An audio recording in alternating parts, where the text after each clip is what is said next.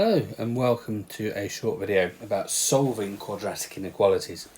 Now, as with normal inequalities, we're going to use the same rules we use for solving equations as for solving quadratic inequalities.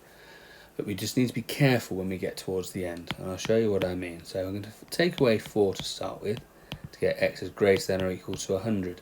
And when I square root 100, because that's obviously the next thing I need to do to get x on its own, I'm going to get two answers. I'm going to get minus 10 and 10.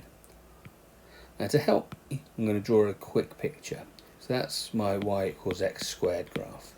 I'm interested in the places where it's bigger than or equal to 100. So y is bigger than 100 in these two places. Now this is minus 10. So you can see from the graph that it's bigger than 100 when x is less than minus 10. When x is bigger than minus 10, it's dipping below. So the first part of my answer is going to be that x is less than or equal to minus 10. And what I'm doing with this graph is deciding which way around the inequalities go. Because here is 10, and we can see that x needs to be bigger than 10. So x is greater than or equal to 10. So the same sort of thing will happen here. Plus 3 to both sides to get 3x squared is less than 243. Divide by 3 to get x squared is less than 81. So again, I'll draw myself a quick picture. There's my y equals x squared. I want it to be true for x being less than 81. So that's going to be this part down here.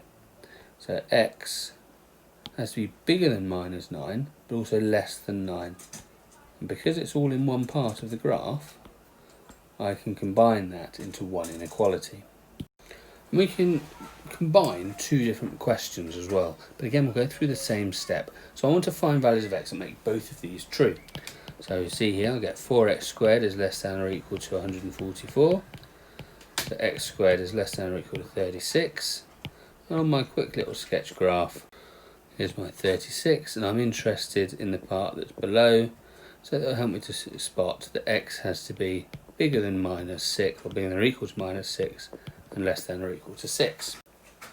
Now for this one, to make it easier for myself, I'm going to factorise it first. So that'll be x plus 4, x plus 1 is less than 0. And the reason that I'm doing that is when I'm doing my sketch graph, I know it's going to go through minus 4 and minus 1. My quick little sketch graph is going to look like that. I'm interested in this part here. X has to be between minus 4 and 1. Now, what I need to do is link these two inequalities together.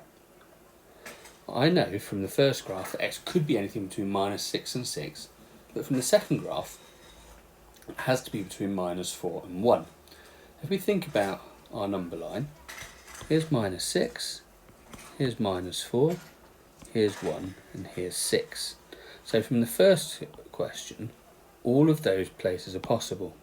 But from the second question, only those places are possible. So the answer is going to be between minus 4 and 1, because that's the only place that both inequalities hold true. And we need it for both. So the final answer is minus 4 is less than x is less than 1. I hope that helps. Thanks very much.